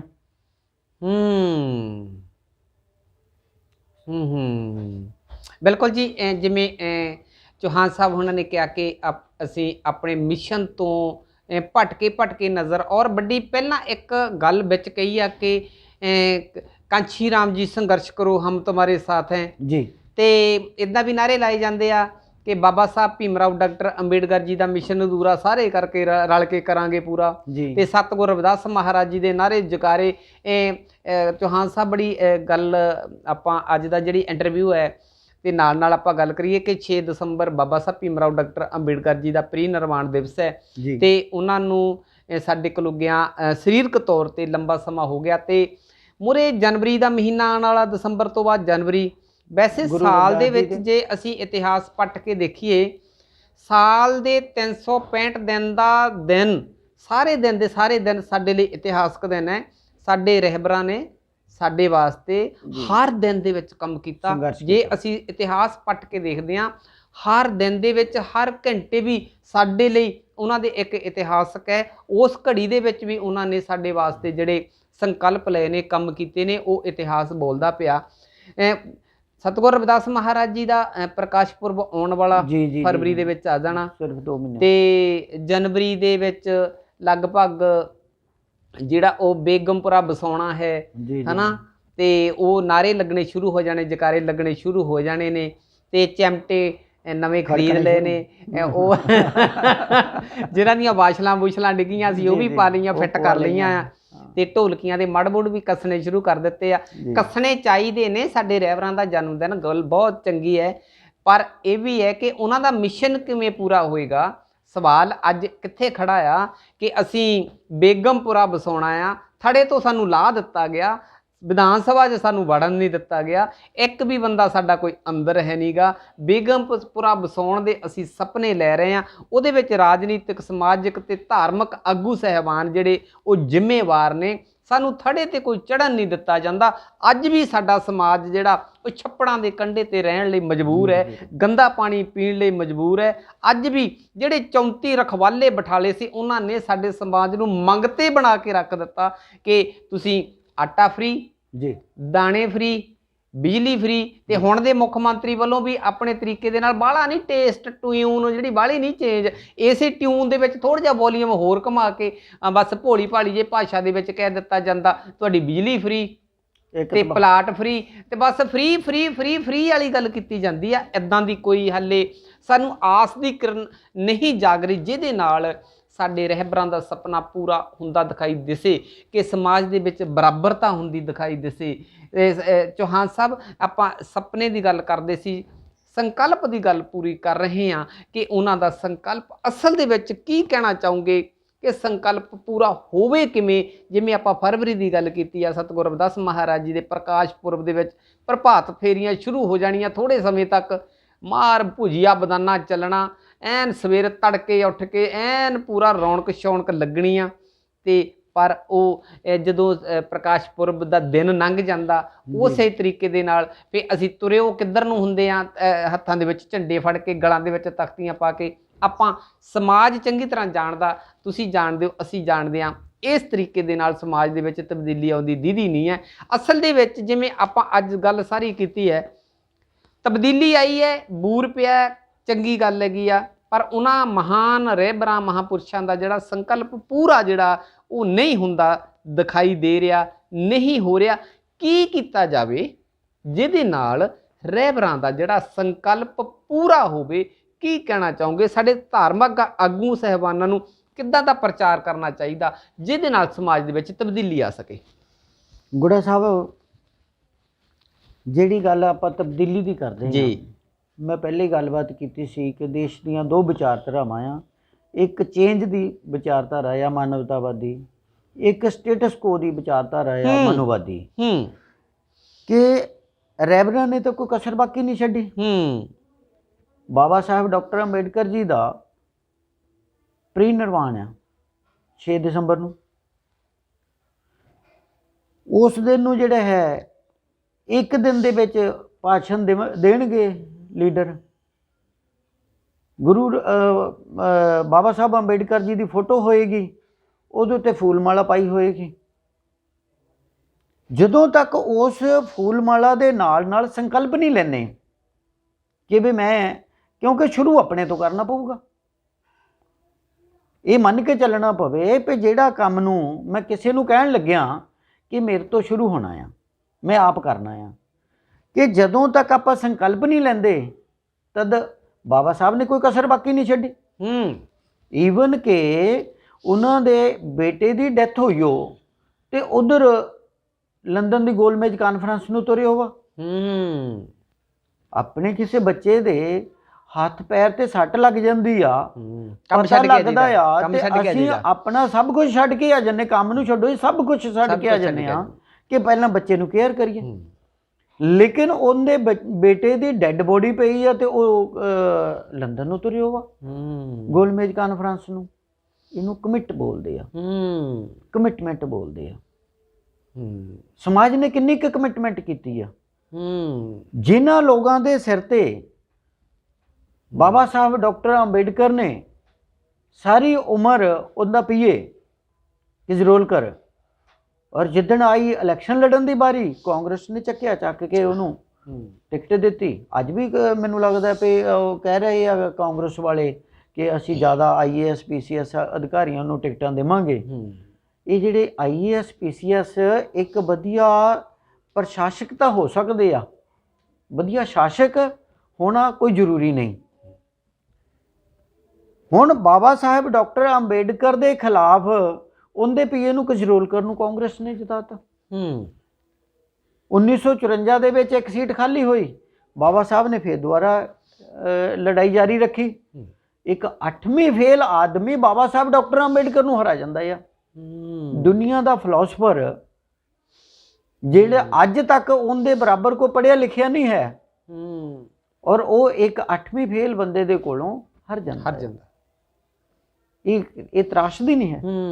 ਹੁਣ ਦੂਸਰੇ ਪਾਸੇ ਚੱਲ ਜਾਂਦੇ ਆ, ਧਾਰਮਿਕ ਆਗੂਆਂ ਦੀ ਗੱਲ ਲੈ ਲੈਂਦੇ ਆ, ਕਿਉਂਕਿ ਗੁਰੂ ਰਵਿਦਾਸ ਜੀ ਦਾ ਵੀ ਜਨਮ ਦਿਨ ਆਉਣ ਵਾਲਾ ਆ। ਬਿਲਕੁਲ। ਹੁਣ ਗੁਰੂ ਰਵਿਦਾਸ ਜੀ ਦਾ ਜਿਨ੍ਹਾਂ ਲੋਕਾਂ ਨੇ ਜਨਮ ਦਿਨ ਮਨਾਉਣਾ ਆ, ਜਿਨ੍ਹਾਂ ਨੇ ਗੁਰੂ ਰਵਿਦਾਸ ਜੀ ਦੇ ਜਨਮ ਦਿਨ ਤੇ ਸ਼ੋਭਾ ਯਾਤਰਾ ਕੱਢਣੀਆਂ ਆ, ਪ੍ਰਭਾਤ ਫੇਰੀਆਂ ਕਰਨੀਆਂ ਆ, ਚੌਂਕੀਆਂ ਲਾਣੀਆਂ ਆ, ਲੇਕਿਨ ਉਹਨਾਂ ਦੇ ਵਿੱਚ ਕਿਸੇ 'ਚ ਕਮਿਟਮੈਂਟ ਵਾਲੀ ਗੱਲ ਕਿਤੇ ਨਹੀਂ ਨਜ਼ਰ ਆਊਗੀ। ਜਿਨ੍ਹਾਂ ਨੇ ਗੁਰੂ ਰਵਿਦਾਸ ਜੀ ਦੀਆਂ ਚੌਂਕੀਆਂ ਲਾਣੀਆਂ ਆ, ਉਹਨਾਂ ਦੀਆਂ ਪ੍ਰਭਾਤ ਫੇਰੀਆਂ ਕਰਨੀਆਂ ਆ, ਤੇ 2 ਮਹੀਨੇ ਤੋਂ ਬਾਅਦ ਜਿਹੜੇ ਹੈਗਾ ਬਾਬੇ ਦੇ ਚੱਲ ਪੈਣਾ ਆ ਨੰਗੇ ਪੈਰੀ। ਮਾਰਚ ਨੇੜੇ ਹੀ ਹੁੰਦਾ ਨਾ, ਉਦੋਂ ਉਧਰ ਨੂੰ ਤੁਰ ਪੈਣਾ ਆ। ਉਧਰੋਂ ਲੋਕ ਵਾਢੀਆਂ ਕਰਦੇ ਹੁੰਦੇ ਤੇ ਉਧਰ ਨੂੰ ਤੁਰੇ ਹੁੰਦੇ ਆ ਜੀ। ਤਪਸ ਦੇ ਵਿੱਚ ਜਦੋਂ ਪੂਰੀ ਗਰਮੀ ਹੁੰਦੀ ਆ, ਲੁੱਕ ਪਿਘਲੀ ਹੁੰਦੀ ਆ, ਉਸ ਵਕਤ ਸਾਡੇ ਸਮਾਜ ਦੇ ਲੋਕ ਨੰਗੇ ਪੈਰੀ ਬਾਬੇ ਦੇ ਨੂੰ ਤੁਰੇ ਹੁੰਦੇ ਆ। ਨਾ ਤਾਂ ਉਹ ਬਾਬਾ ਸਾਹਿਬ ਅੰਬੇਡਕਰ ਪ੍ਰਤੀ ਕਮਿਟਡ ਆ, ਨਾ ਉਹ ਗੁਰੂ ਰਵਿਦਾਸ ਜੀ ਪ੍ਰਤੀ ਕਮਿਟਡ ਆ, ਔਰ ਜੇ ਕਹਿਣ ਬਾਬਾ ਬਾਲਕ ਨਾਥ ਦੇ ਨਾਲ ਕਮਿਟਡ ਆ, ਕਮਿਟਡ ਉੱਥੇ ਵੀ ਨਹੀਂ ਹੈਗੇ, ਕਮਿਟਮੈਂਟ ਉਹਨਾਂ ਨਾਲ ਵੀ ਨਹੀਂ ਹੈਗੀ। ਫਿਰ ਕਿਤੇ ਮਾਤਾ ਦੇ ਉਹ ਸ਼ੁਰੂ ਹੋ ਜਾਣੇ ਆ ਚਾਲੇ, ਫਿਰ ਉਧਰ ਨੂੰ ਲਾਲ ਚੁੰਨੀ ਬੰਨ ਕੇ ਤੁਰ ਪੈਣਾ। ਇਸ ਕਰਕੇ ਸਮਾਜ ਨੂੰ ਇਸ ਪ੍ਰਤੀ ਅਵੇਅਰ ਕਰਨ ਦੀ ਲੋੜ ਆ। ਜੇ ਅਗਰ ਗੱਲ ਮਹਾਤਮਾ ਜੋਤੀਰਾਓ ਫੂਲੇ ਦੀ ਕਰਦੇ ਆ, ਪੇਰੀਅਰ ਨਾਇਕਰ ਰਾਮਾ ਸਵਾਮੀ ਦੀ ਕਰਦੇ ਆ, ਤਦ ਦੇਖਦੇ ਆ ਕਿ ਉਹ ਕਹਿੰਦੇ ਰੱਬ ਹੈ ਹੀ ਨਹੀਂ। ਠੀਕ ਹੈ, ਸਾਨੂੰ ਤਾਂ ਹੀ ਚੱਕਰ ਚ ਪਾਏ ਆ ਰੱਬ ਦੇ ਚੱਕਰ ਦੇ ਵਿੱਚ, ਪਰਮਾਤਮਾ ਦੇ ਚੱਕਰ ਦੇ ਵਿੱਚ ਸਾਨੂੰ ਤੇ ਚੱਕਰ ਚ ਪਾਏ ਆ। ਔਰ ਮੇਰਾ ਸਮਾਜ ਆ ਉਹ ਅਨਪੜ੍ਹ ਆ, ਭੋਲਾ ਭਾਲਾ ਆ, ਤੇ ਇਸ ਕਰਕੇ ਉਹ ਇਸ ਚੱਕਰ ਚ ਪੈ ਜਾਂਦਾ ਆ। ਕਿ ਬਰਾਬਰਤਾ ਵਾਲਾ ਜਿਹੜਾ ਸਮਾਜ ਆ ਉਹ ਕਿਵੇਂ ਆਏਗਾ, ਬੇਗਮਪੁਰਾ ਕਿਵੇਂ ਵੈਸੇਗਾ, ਲੋਕਾਂ ਨੂੰ ਇਕੱਠੇ ਰਹਿਣ ਦੇ ਲਈ ਪ੍ਰੇਰਿਤ ਕਰਨਾ ਸੀ।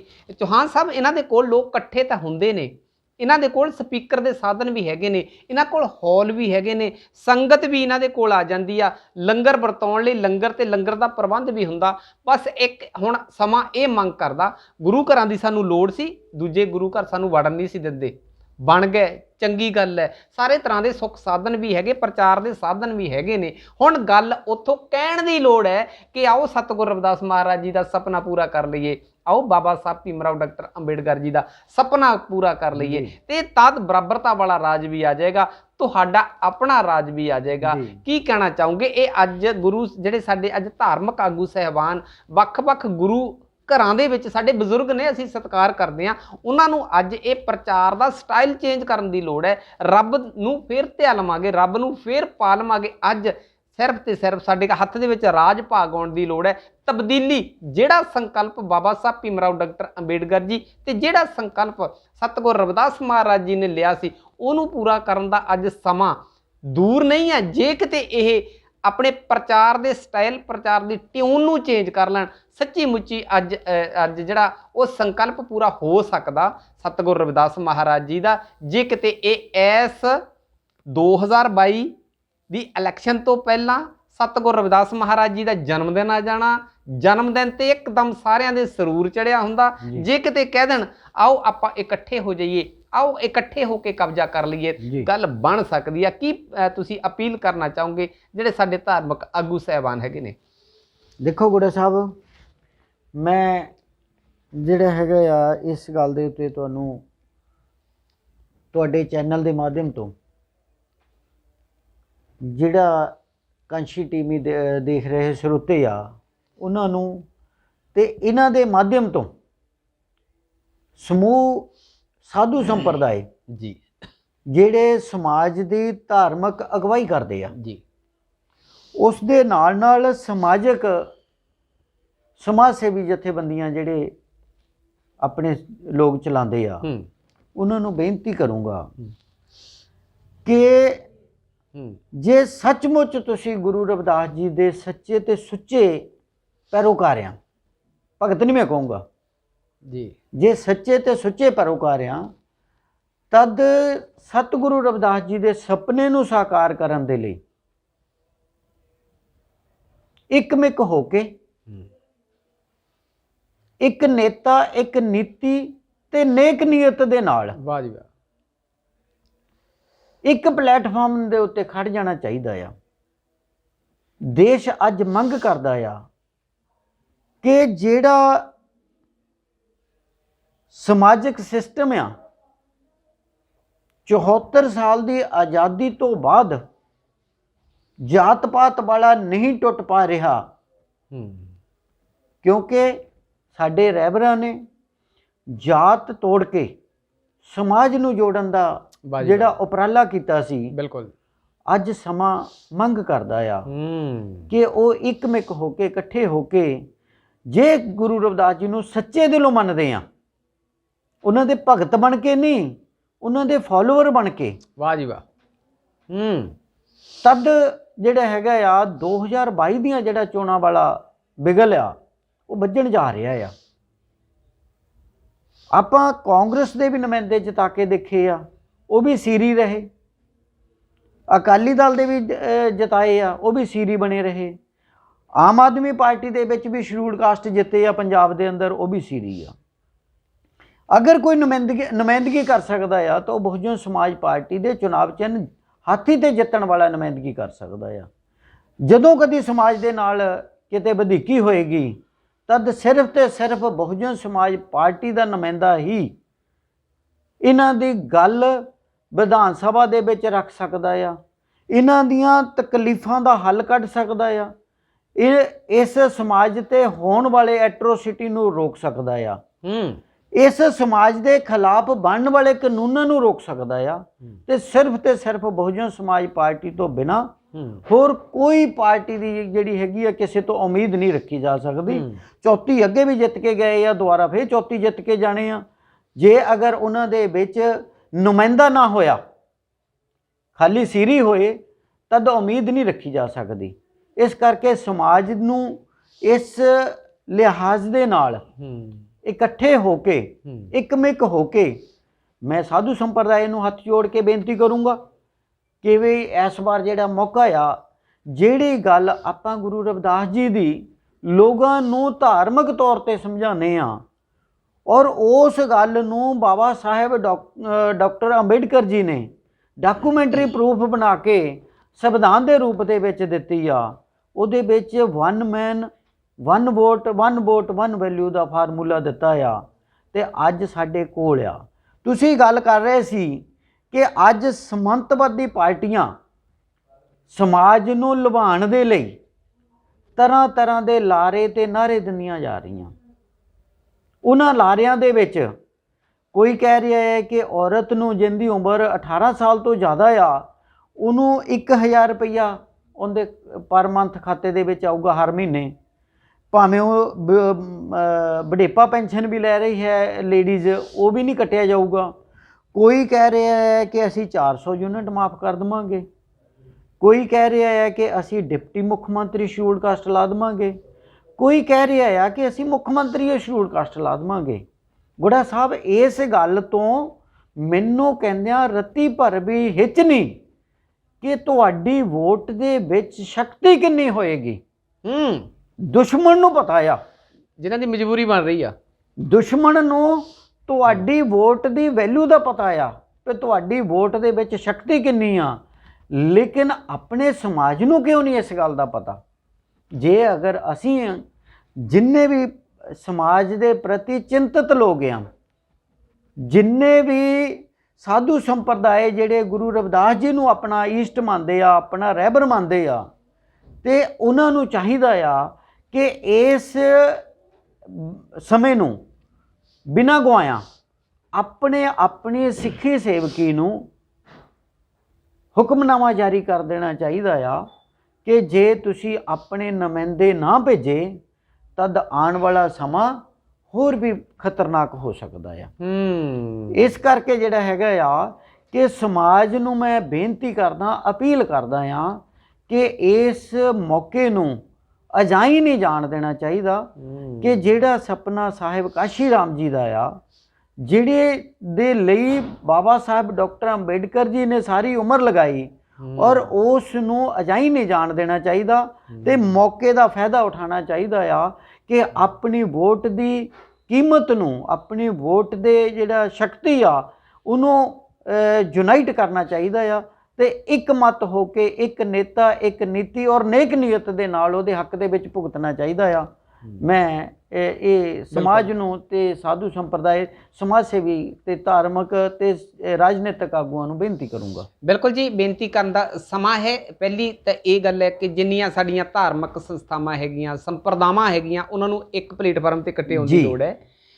ਮਧੂ ਮੱਖੀਆਂ ਦੀ ਤਰ੍ਹਾਂ ਇਕੱਠੇ ਹੋਣ ਦੀ ਲੋੜ, ਤੇ ਇੱਕ ਰਾਣੀ ਦੀ ਗੱਲ ਮੰਨਣ ਦੀ ਲੋੜ ਹੈ, ਤਦ ਜਾ ਕੇ ਗੱਲ ਮੰਨੀ। ਇੱਕ ਸੰਦੇਸ਼, ਇੱਕ ਪਲੇਟਫਾਰਮ, ਸਾਡਾ ਇੱਕ ਕੇਂਦਰ ਬਿੰਦੂ ਹੋਣਾ ਬੜਾ ਜ਼ਰੂਰੀ ਹੈਗਾ। ਪਰ ਪੰਜਾਬ ਦੇ ਵਿੱਚ ਇਸ ਤਰ੍ਹਾਂ ਨਹੀਂ ਹੈ। ਜਿੰਨੇ ਵੀ NRI ਸੱਜਣ ਤੁਸੀਂ ਇਸ ਵੇਲੇ ਵੱਖ-ਵੱਖ ਮੁਲਕਾਂ ਦੇ ਵਿੱਚ ਬੈਠੇ ਹੋ, ਮੋਟਾ ਤੁਸੀਂ ਆਪਣੀ ਦਸ਼ਵੰਧ ਕੱਢ ਕੇ, ਆਪਣੇ ਤੁਸੀਂ ਬੱਚਿਆਂ ਦੇ ਮੂੰਹ ਚੋਂ ਕੱਢ ਕੇ ਵੀ ਤੁਸੀਂ ਇਹਨਾਂ ਧਾਰਮਿਕ ਆਗੂ ਸਾਹਿਬਾਨਾਂ ਨੂੰ, ਗੁਰੂ ਘਰਾਂ ਨੂੰ ਤੁਸੀਂ ਆਪਣੀ ਦਸ਼ਵੰਧ ਭੇਜ ਦਿਓ। ਨਾਲ ਇੱਕ ਚਿੱਠੀ ਵੀ ਭੇਜੋ ਕਿ ਸਾਰੇ ਪੰਜਾਬ ਦੇ ਵਿੱਚ ਧਾਰਮਿਕ ਸੰਸਥਾਵਾਂ ਜਿਹੜੀਆਂ ਉਹ ਇਕੱਠੇ ਹੋਵੋ, ਇੱਕ ਪਲੇਟਫਾਰਮ ਤੇ ਆਓ, ਇੱਕ ਸੰਦੇਸ਼ ਹੋਵੇ। ਸਾਰੇ ਲੋਕ ਤਦ ਹੀ ਇਹਨਾਂ ਦਾ ਆਖਾ ਮੰਨਣਗੇ, ਇਹਨਾਂ ਦਾ ਤਦ ਹੀ ਕਹਿਣਾ ਮੰਨਣਗੇ, ਤਦ ਹੀ ਸਾਡੇ ਰਹਿਬਰਾਂ ਦਾ, ਗੁਰੂ ਸਾਹਿਬਾਨਾਂ ਦਾ ਸੁਪਨਾ, ਸੰਕਲਪ ਜਿਹੜਾ ਹੈ ਉਹ ਸਾਕਾਰ ਹੋ ਸਕੇਗਾ। ਆਸ ਕਰਦੇ ਹਾਂ ਕਿ ਆਓ ਆਪਾਂ ਇੱਕ ਨਵਾਂ ਸਮਾਜ, ਜਿਹੜਾ ਸਮਾਜ ਚਾਹੁੰਦੇ ਸੀ ਸਤਿਗੁਰ ਰਵਿਦਾਸ ਮਹਾਰਾਜ ਜੀ, ਜਿਹੜੇ ਸਾਡੇ ਰਹਿਬਰ ਸਾਹਿਬਾਨ ਚਾਹੁੰਦੇ ਸੀ, ਜਿਹੜਾ ਸੁਪਨਾ ਸਾਹਿਬ ਕਾਂਸ਼ੀ ਰਾਮ ਜੀ ਨੇ ਲਿਆ ਸੀ, ਜਿਹੜਾ ਸੁਪਨਾ, ਜਿਹੜਾ ਸੰਕਲਪ ਬਾਬਾ ਸਾਹਿਬ ਭੀਮ ਰਾਓ ਡਾਕਟਰ ਅੰਬੇਡਕਰ ਜੀ ਨੇ ਪੂਰਾ ਜੀਵਨ ਲਾ ਕੇ, ਜਿਹੜੇ ਤੇ ਸਾਡੇ ਤੇ ਉੱਪਰ, ਸਮਾਜ ਦੇ ਉੱਪਰ ਆਪਣਾ ਪਰਿਵਾਰ ਕੁਰਬਾਨ ਕਰਕੇ ਲਿਆ ਸੀਗਾ, ਆਓ ਆਪਾਂ ਉਹਨਾਂ ਦਾ ਸੁਪਨਾ ਪੂਰਾ ਕਰੀਏ।